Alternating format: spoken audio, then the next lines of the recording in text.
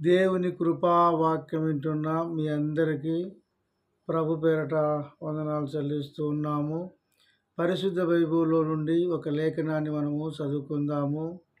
మత్తయి సువార్త 14వ అధ్యాయము 23వ వచనాన్ని చదువుకుందాం. అక్కడ 3 సంగతులు ఉన్నవి. 3 సంగతులు కూడా మనము తెలుసుకుందాం. మొదటి మాట మనం జ్ఞాపకం చేసుకున్నట్టయితే, ఆయన జన సమూహములను పంపివేశను.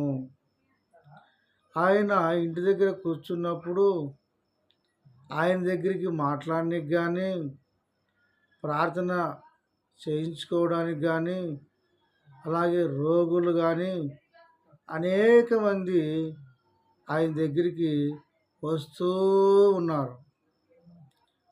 వచ్చిన వారందరికీ సమాధానం చెప్తున్నాడు, వాళ్ళకి ప్రార్థన చేస్తున్నాడు, స్వస్థతపరుస్తున్నాడు, వాళ్ళతో గడుపుతున్నాడు. అయితే ప్రార్థనా సమయమైంది.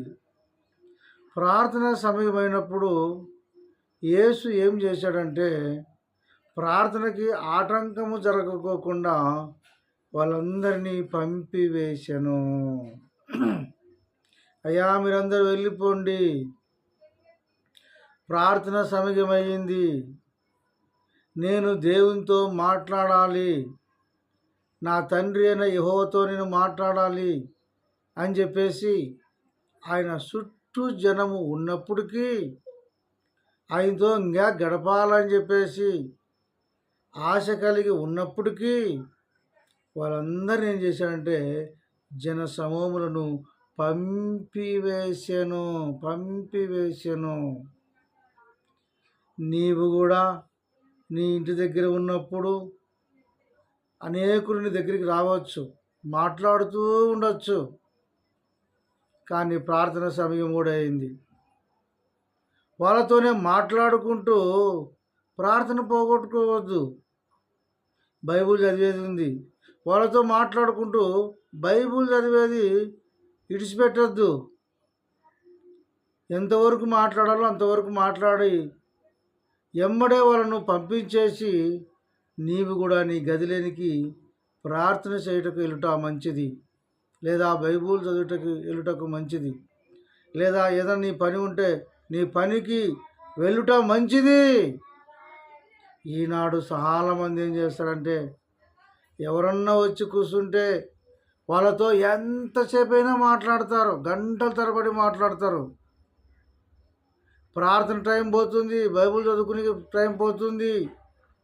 అంతెందుకు, భోజనం చేసే టైం కూడా వాళ్ళతో అనవసరంగా గడుపుతూ ఉంటారు. ఇంకా ఎక్కడైనా హోటల్ దగ్గర కూర్చొని ఎక్కడైనా అనవసరంగా టైం పాస్ చేస్తూ ఉంటారు. దానివలన పనులు జరగవు, దానివలన దేవుని చిత్తాన్ని నెరవేరదు, దానివలన ప్రార్థనకి ఆటంకం అవుతుంది. ఒకవేళ బంధువులు కానీ స్నేహితులు కానీ ఎవరైనా వచ్చినప్పటికీ కొంతసేపు మాట్లాడి ఎమ్మడే వాళ్ళని పంపించేసి ఎమ్మడే నువ్వు ప్రార్థనకు వెళ్ళిపోవాలి, ఎమ్మడే నీ పని నిమిత్తం నువ్వు వెళ్ళిపోవాలి. ఇంకా కొంతమంది ఫోన్లు మాట్లాడుతుంటారు, గంటల తరబడి ఫోన్లు మాట్లాడుతుంటారు. అన్నం తినేటప్పుడు ఫోన్ వచ్చిందనుకో, అన్నం తినేది వదిలిపెట్టేసినా సరే ఫోన్లు మాట్లాడుతుంటారు గంటల తరబడి. ప్రయాణంలో ఫోన్ వచ్చింది, అట్టనే మాట్లాడుతుంటారు గంటల తరబడి ఫోన్లు. అవసరం లేదండి. అన్నం తినేటప్పుడు నీకు ఫోన్ వచ్చింది, 2 మాటలు మాట్లాడి, అయ్యా నేను తర్వాత మాట్లాడతాను, నేను భోజనం చేస్తున్నానని చెప్పేసి పెట్టేసేయి. నువ్వు ప్రయాణము బండి డ్రైవింగ్ చేస్తున్నావు, ఫోన్ వచ్చింది, అట్టనే మాట్లాడుకుంటూ నువ్వు వెళ్ళొద్దు. దానివలన ప్రమాదం జరుగుతుంది, దాని ద్వారా ఇబ్బంది జరుగుతుంది. కాబట్టి దేవుని బిడ్డారా, ఏది ఆటంకమో, దానివల్ల నీకు నష్టం వస్తుందా ఎమ్మడే గుర్తించి దాన్ని ఆపేసేయి. యేసుక్రీస్తు కూడా ఆయన ప్రార్థన సమయము వచ్చినప్పుడు ఆయన చుట్టూ జనాలు ఉన్నప్పటికీ వాళ్ళందరినీ కూడా ఏం చేశాడంటే యేసు పంపివేశాడు.